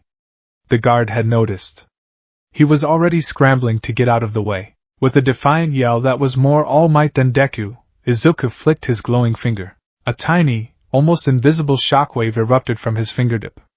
It wasn't a world-breaking explosion, but a sharp, focused pop of concussive force. The shockwave crossed the distance in an instant, and slammed into the side of the falling container. The extra momentum was just enough. The container shifted its trajectory by a few crucial feet and crashed down with a deafening boom, right where the guard had been about to stand. It didn't crush him, but it completely blocked the squad's path, cutting them off from Gamora. Izuku gasped, cradling his right hand. His index finger was broken. The pain was sharp, intense, but it was localized. It wasn't his whole arm. It was a single, dislocated finger. He had controlled it. He had actually controlled it. A hysterical laugh bubbled up in his chest. What the hell was that? Rocket's voice squawked in his ear. Contingency plan. Izuku gasped, giddy with a mixture of pain and triumph. Gamora, go! Gamora gave him a single, shocked look from across the commons, then disappeared down the corridor. Okay, Rocket! Izuku refocused, his mind snapping back to the plan. Everyone's in position. Let's do this. Cut the gravity. You got it. Say goodnight, Newton. Rocket slammed a fist onto a holographic button. For a heart-stopping second, nothing happened. Then, a low, groaning sound filled the entire structure as the gravitic matrix powered down. The world turned upside down. Weightlessness hit like a physical blow. Inmates, guards, tables, and debris were all lifted from the floor, sent tumbling in a slow-motion ballet of chaos. The riot instantly transformed from a brawl into a confusing, three-dimensional mess. Woohoo! Rocket yelled, doing a joyful backflip in zero-G. I am Groot! Groot rumbled, his branches gently nudging floating inmates out of their path. Izuku, still in Groot's wooden hand, felt a wave of vertigo. Okay. Propulsion. We need to get to the west wall. He fumbled in his pockets, pulling out a small, handheld fire extinguisher he'd borrowed from an emergency station. It was another one of his contingencies, Plan F Epsilon. We'll use this for thrust. He pointed the nozzle and fired a short blast. They began to drift, slowly but surely, across the vast, chaotic space of the commons, floating past bewildered inmates and spinning guards. It was the most terrifying and exhilarating moment of his life. They reached the corridor Gamora had entered, just as she emerged from the far end, dragging a large, heavy-looking bag. "I have the impound control keys and our gear," she announced, her movements perfectly controlled even in 0G. "The rest of the guards are on their way." "Then let's not keep them waiting," Rocket said, pointing down the corridor. "The impound bay is that away." The journey through the service corridors was a bizarre, floating obstacle course. They used extinguishers and the recoil from Rocket's blaster to propel themselves, dodging floating debris and the occasional tumbling guard. Izuku, with his one good arm and one broken finger, was clumsy and awkward, constantly bumping into walls. He felt less like a mastermind and more like a parade float. They finally reached the impound bay. It was a massive hangar, filled with dozens of confiscated ships, all floating serenely in the zero-gravity environment. In the center of the room, held in a containment field, was the secure locker room, and there, among the other sad, captured vessels, was the All Might. It had never looked so beautiful. "There's my baby!" Izuku cried with relief. Gamora tossed him a bag. "Your gear. Get your ship ready." "Drax, with me?" "The orb is in Locker 7. Drax, who had propelled himself by literally throwing other inmates against the opposite wall, nodded grimly. He and Gamora shot off towards the locker room. "Okay, I need to get to my ship," Izuku said. "Rocket, can you get the bay doors open once we're powered up? Can a Regelian Colica digest thorium?" Rocket retorted. "Of course I can. Now go!" Izuku used the last of his extinguisher to propel himself towards the All Might. He fumbled with the airlock, his hands shaking, and finally managed to cycle it open and float inside. The moment he was in the familiar, cramped cockpit, a sense of calm washed over him. This was his space.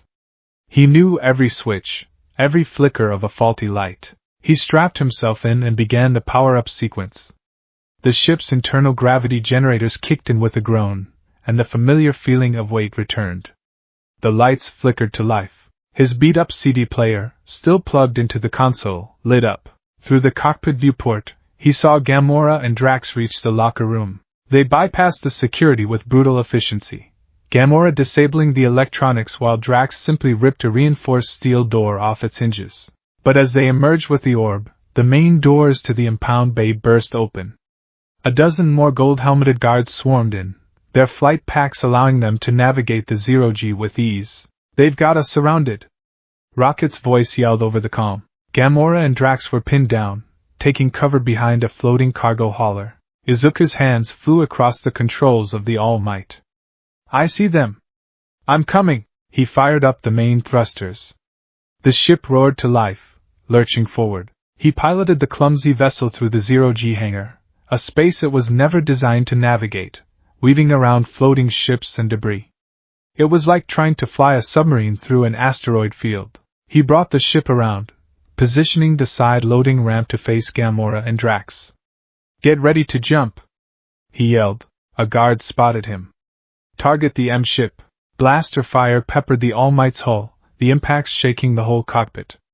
A warning light flashed, shields at 70%. Gamora and Drax pushed off the hauler, soaring through the void towards his ship. Drax was holding the orb, and Gamora was providing cover fire with her own blaster. Rocket and Groot were on the other side of the hangar, near the bay door controls. "We're pinned down, kid!" Rocket yelled. "We can't get to you." Izuku gritted his teeth. "I can't leave them. Get to the roof of that freighter," he commanded, pointing his ship towards a large, flat-topped cargo vessel near the bay doors. He flew the All Might on a wild, strafing run, its own cannons firing wildly, providing just enough covering fire for Rocket and Groot to scramble onto the freighter's roof. He then swooped the All Might in low over the freighter. "Jump!" Rocket and Groot leaped, landing with a loud clang on the roof of the All Might. Izuku could hear them scrambling to get inside an open maintenance hatch. "Everyone's aboard!" Rocket's voice finally came, this time from inside the ship itself. "Now get us the hell out of here." Izuku spun the ship around and faced the massive bay doors. "Rocket, open them!" "On it!" A series of loud clunks echoed through the hangar as Rocket worked his magic. The massive doors began to slide open, revealing the stardusted blackness of space. Izuku pushed the thrusters to maximum. The All Might shot forward, a beat-up metal bird making a desperate dash for freedom. As they cleared the bay doors, a final, parting shot from a guard's rifle struck the cockpit viewport. A spiderweb of cracks appeared right in front of Izuku's face, but the transparent steel held. They were out. They were free. A ragged cheer went up from the ship's comm system. Izuku slumped back in his chair, his entire body trembling with post-adrenaline exhaustion. His broken arm throbbed. His dislocated finger screamed, but they had done it. His insane, overly complicated, patched-together plan had actually worked. He looked at his team, who were now filtering into the cockpit. Gamora, holding the orb, looked at him with an expression he couldn't quite decipher. Drax was beaming, a look of pure, savage joy on his face. Groot was regrowing a few small branches that had been shot off. And Rocket was already trying to plug a device into the navigation console. "Don't touch that," Izuku yelped. "The NAV computer is very sensitive. Relax." "I'm just plotting us a course to nowhere," Rocket said. "You did good, kid. You did real good." For the first time, Izuku felt a genuine smile spread across his face. He looked out at the retreating form of the KY-Len, the chaotic prison now just a glinting speck in the distance. He had done it. He hadn't just been the strategist. He'd been a part of the team. He'd even been a little heroic. Maybe, just maybe, he wasn't so useless after all. The journey from the KY-Len to nowhere was a strange and surreal pocket of calm after the storm of their escape.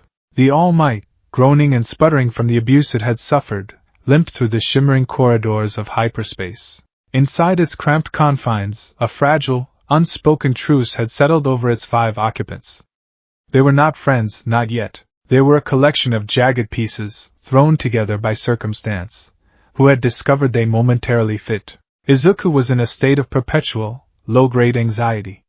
He was the ship's captain by default, its mechanic by necessity, and its medic by virtue of being the only one who had read the first aid manual. His first 24 hours of freedom were a frantic ballet of patching hull breaches with emergency sealant, rerouting power from non-essential systems, like the port-side beverage dispenser, to the failing life support, and trying to recalibrate the NAV computer, which Rocket had improved into a state of near-sentient belligerence. His own injuries were a constant, throbbing counterpoint to the ship's alarms.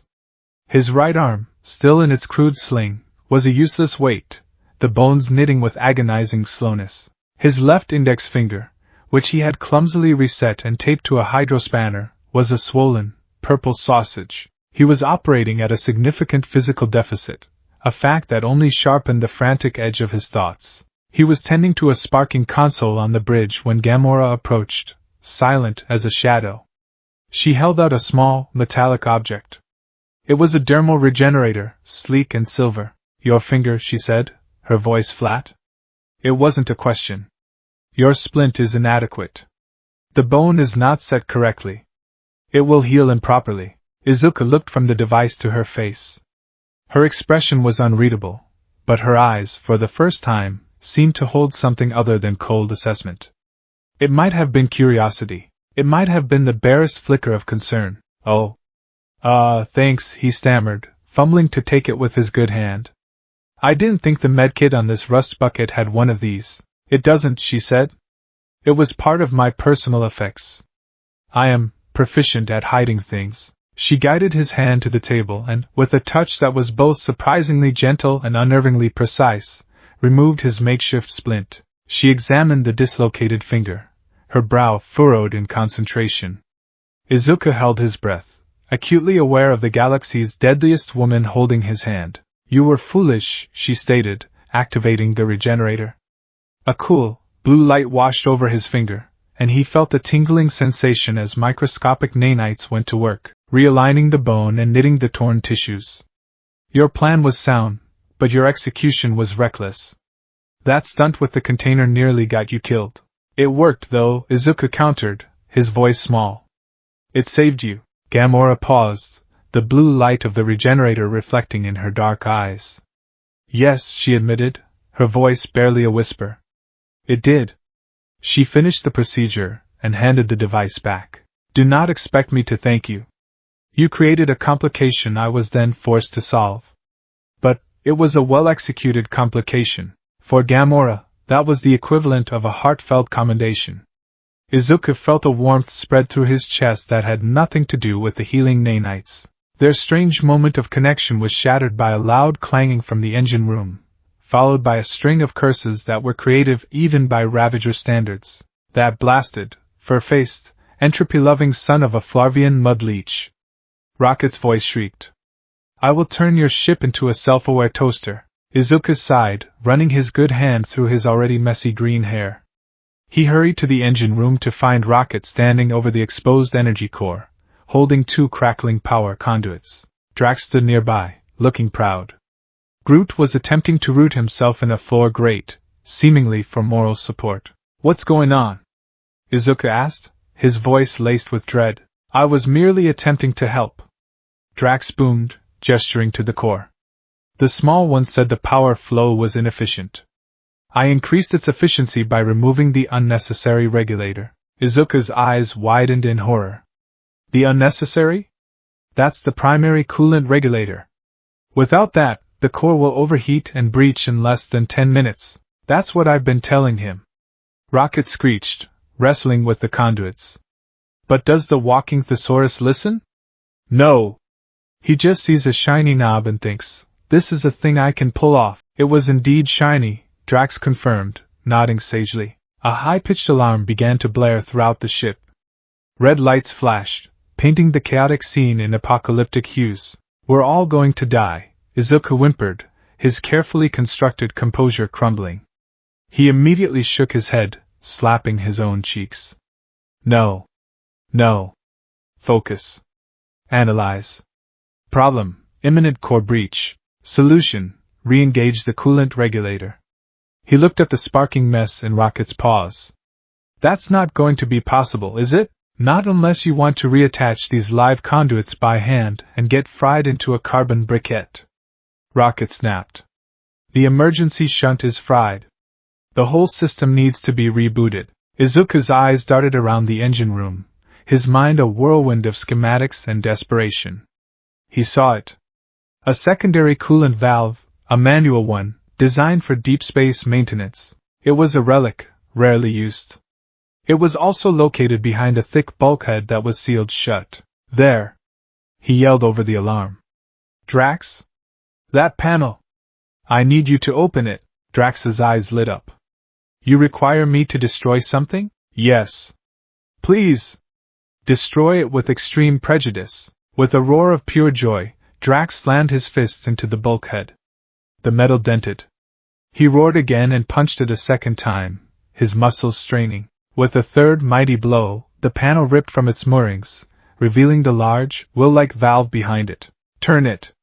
Izuku shouted. Counterclockwise. 32 rotations. Drax grabbed the wheel and began to turn, the thick metal groaning in protest. Meanwhile, Izuku was directing Rocket. I can't bypass the reboot sequence, but I can create a temporary circuit. Give me the conduit from the replicator. If I can loop it through the secondary capacitor, it should give us just enough power to vent the excess plasma. For the next 5 minutes, the engine room was a blur of frantic, coordinated activity. Drax's grunts of effort, the sizzle of electronics as Rocket rerouted power, and Izuku's high-pitched, rapid-fire instructions all blended with the shrieking alarm. It was a symphony of impending doom, conducted by a madman. Just as a new, more terrifying alarm began to sound, the core breach imminent one, Drax gave the wheel a final, mighty heave. There was a loud hiss as the coolant flooded the system. The alarms cut off one by one, replaced by a blessed, humming silence. The red lights gave way to a steady, soft white. They stood there for a long moment, panting, covered in sweat and grease. Rocket looked from the jury-rigged console to the destroyed bulkhead, and then to Izuku. Okay, I'll admit it, he said, wiping his brow with the back of a paw. Your neurotic attention to your ship's original, outdated schematics just saved our lives. I told you the regulator was important, Izuku said, his voice weak with relief. Drax clapped him on the shoulder with a hand the size of a dinner plate, nearly sending him through the floor. You have a formidable mind, Izuku Midoriya. You turn chaos into order. It is a strange and admirable skill. I am Groot, Groot added, offering Izuku a small, white flower that had just bloomed from his fingertip. Izuku took the flower, a wobbly, exhausted smile on his face. He looked at his crew. A killer, a maniac, a literal-minded destroyer, and a tree. His crew.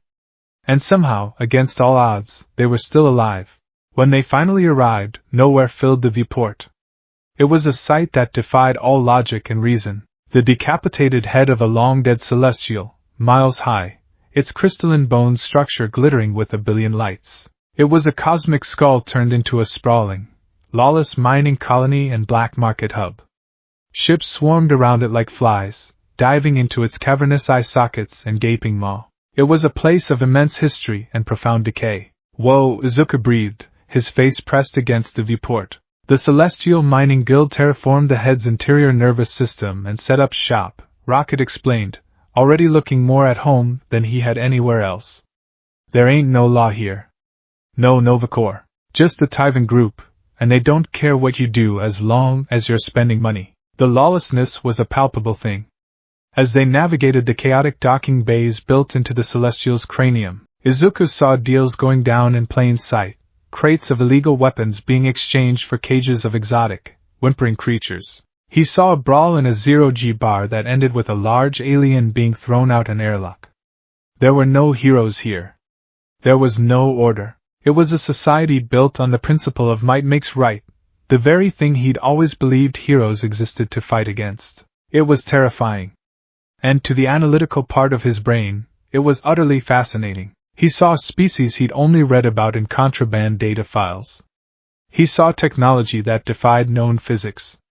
He saw social structures based on barter, threats, and reputation. He surreptitiously activated the recording function on his new datapad, pieced together from the All Might's spare parts, and began taking notes under the heading, Sociological Analysis of a Lawless State Potential Heroic Intervention Strategies. They disembarked into the heart of the colony. The air was thick with the smell of alien liquor, ozone from failing tech, and the coppery tang of mined spinal fluid. The noise was a constant, deafening roar of machinery, shouting, and alien music. Izuku, clutching the satchel with the orb to his chest, felt small and intensely vulnerable. Gamora led them through the throng with a grim purpose, her hand never far from her blade. They finally arrived at a garish, opulent building that seemed grotesquely out of place. The Tyvan Collection. The interior was a stark contrast to the chaos outside. It was a museum, vast and silent, filled with countless glass cases. But these cases didn't hold relics, they held life. A tentacled creature from a forgotten nebula floated in a stasis field. A furry, canine-like creature in a spacesuit, a Terran dog, Izuku realized with a pang of homesickness, barked silently behind reinforced glass. A dark elf, one of the ancient enemies of Asgard, stood frozen in a block of crystal, his face a mask of eternal rage. And in the center of it all, a young woman with pink skin and wide, fearful eyes was scrubbing the floor. She flinched when they entered, keeping her gaze down. "Oh, my new friends!" A flamboyant voice echoed through the hall. A figure descended a grand staircase. He was humanoid, with a shock of stark white hair, and dressed in an ostentatious fur-lined coat. His eyes were ancient, and his smile was a predatory slash. This was Tanalir Tyvan, the collector. "Gamora," he purred, his eyes raking over her. "So good of you to arrive. And you've brought an entourage." His gaze lingered on each of them. He eyed Drax's musculature like a prize-winning beast, Rocket's cybernetics with avaricious curiosity, and Groot's unique biology with undisguised lust. Then his eyes fell on Izuku. "And a Terran," he mused, stepping closer. Izuku instinctively took a step back. "So primitive. So ephemeral. Yet this one feels different. There's a strange energy signature about you, boy. A light hidden under a bushel." "Fascinating." Izuku shivered, feeling like one of the exhibits. "We have what you want, Tyvan," Gamora cut in, her voice sharp. "The units. As we agreed. But of course," the collector said with a dismissive wave. He led them to a private viewing room, a circular chamber dominated by a large projection table. "The orb," he said, his voice dropping to a conspiratorial whisper. "Show me." With a shared, hesitant look at the others, Izuku placed the satchel on the table. Gamora carefully took the orb out. It seemed to hum in the sterile environment of the room. Tyven leaned in, his eyes wide with glee. Magnificent, he breathed. He gestured to the table. My dear guests, your payment is already being transferred. But before you go, allow me to sate your curiosity. Do you know what you have been carrying? He carefully placed the orb into a receptacle on the table. The device whirred to life, and a holographic projection filled the room. Oh my, Tyven whispered. Before creation itself, there were 6 singularities. Then the universe exploded into existence, and the remnants of these systems were forged into concentrated ingots, infinity stones. The projection showed 6 glowing gems of different colors. These stones, it seems, can only be brandished by beings of extraordinary strength, Tyven continued. His voice was hypnotic. Observe. The projection shifted. It showed a colossal, armored being, a celestial, like the dead god whose head they were standing in, holding a long staff tipped with a purple stone. The being slammed the staff into the surface of a vibrant, living planet. Purple, cosmic energy, terrifying and absolute, erupted from the point of impact. It spread across the planet's surface like a plague, turning continents to dust, boiling oceans, and extinguishing all life in a silent, horrifying wave of destruction. Rocket let out a low whistle. Whoa! That's some serious firepower. Drax stared, his knuckles white. It is the power that killed my family. Gamora's face was a mask of grim determination. This was the weapon she was trying to keep from Thanos and Ronan. But Izuku saw something different. The vision wasn't just an abstract cosmic event. As the purple energy washed over the alien world, his mind twisted the images. He saw cities, not unlike those he'd seen in pictures of Earth. He saw skyscrapers crumbling, not unlike the destruction at Kamino Ward. He saw panicked figures running, their silent screams echoing the news reports from the Hosa's City incident. This wasn't just a cosmic force. It was a villain's weapon. It was the ultimate expression of the chaos and destruction that heroes like All Might had dedicated their lives to fighting. The power to unmake, to undo, to destroy hope. He felt a profound, soul-deep revulsion. This thing didn't belong in anyone's hands. It needed to be locked away, hidden, or destroyed. 4 billion units isn't a payment, Izuku whispered, his voice trembling. It's a death sentence for whoever Ronan points this at next. The collector chuckled. A keen, if melodramatic, observation, little Terran. He was about to continue when the pink-skinned girl, Corinna, spoke up, her voice filled with a desperate, simmering rage. I will no longer be your slave, she screamed. She lunged for the table, her hands reaching for the now open orb, for the raw, pulsating purple stone within. Corinna, no! Tyven shrieked, scrambling back. Her fingers closed around the infinity stone. For a moment, she held the universe in her hand. Purple energy coursed up her arm, her eyes and mouth glowing with unimaginable power. Then, with a final, agonized scream, she exploded. The resulting blast of purple energy tore through the collection room. Glass cases shattered. The dark elf's crystal prison cracked. Alarms blared. Izuku and the others were thrown back, shielded from the worst of the blasts by the heavy projection table. When the dust settled, there was a hole blown through the side of the museum. The collector was groaning on the floor. Corinna was gone, vaporized, and the Infinity Stone, free from its casing, lay on the floor, pulsating with a malevolent purple light. They all stared at it, frozen in a mixture of terror and awe. We have to get out of here, Rocket said, his voice shaking. But as they scrambled to their feet, a new sound reached them. The sound of ships. Kree warships, descending on nowhere. And then, a voice, cold and full of fury, echoed from a comlink on a fallen guard. I am here for my stone. Bring me the daughter of Thanos and the Ravager boy. It was Ronan. Drax let out a guttural roar. Ronan! He is here! My vengeance is at hand! Drax, no! Gamora shouted, but it was too late. Drax, consumed by his grief, had done the unthinkable. On the journey, in a moment of weakness, he had sent out a message on a subspace frequency, a challenge to his family's killer, telling him where they were going. He had led the monster right to them. Sakaran soldiers began pouring into the breach in the wall. The stone! Gamora yelled, lunging for it. But Izuku was closer. He saw the soldiers, he saw the stone, and his heroic instinct took over. He wasn't thinking about money, or escape, or even the plan. He was thinking about containment. He was thinking about keeping the ultimate villain weapon away from the villains. He dove, his good hand scooping the infinity stone back into the orb and snapping it shut just as a blaster bolt sizzled past his head. He clutched the orb to his chest and ran. "Kid, what are you doing?" Rocket shrieked. "Keeping it from them," Izuku yelled back, scrambling over a pile of rubble. He burst out of the ruined museum and into the chaotic streets of nowhere. Sakaran soldiers were everywhere, firing indiscriminately, sending the lawless populace into a panic. He saw Gamora break off, pursued by a blue-skinned, cybernetic woman, Nebula, her sister and rival. He saw Drax charge headfirst into a squad of soldiers, roaring his defiance. Izuku just ran, dodging blaster fire, his lungs burning. He had to get to the ship. He had to get the orb away from here. He was fast, but he wasn't fast enough. A shadow fell over him. He looked up and his blood turned to ice. Ronan the Accuser descended from the sky, landing in front of him with a heavy thud that cracked the street. He was even larger and more intimidating up close, his presence a suffocating wave of zealous hatred. "The Terran," Ronan sneered, his voice dripping with contempt.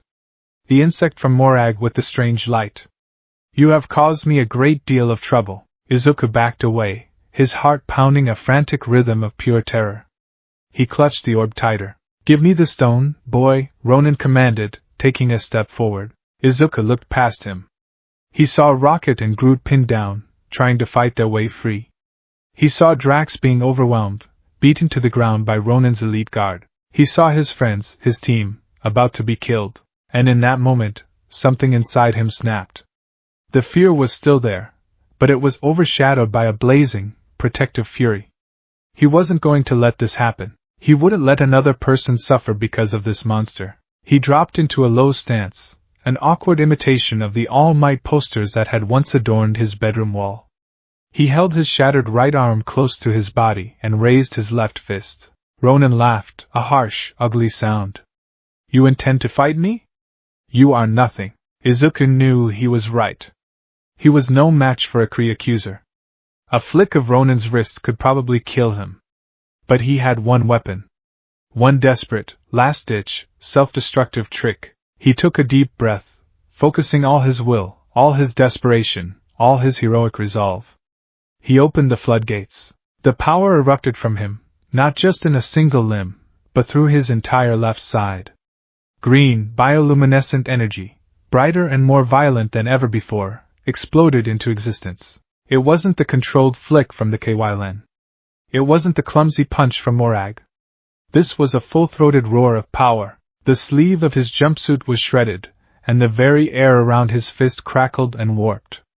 The pain was immediate and absolute, the feeling of every bone from his shoulder to his knuckles turning to powder. He screamed, channeling all of that agony and rage into a single, desperate cry, a name that came from a life he'd barely lived, a tribute to a hero a galaxy away. Detroit.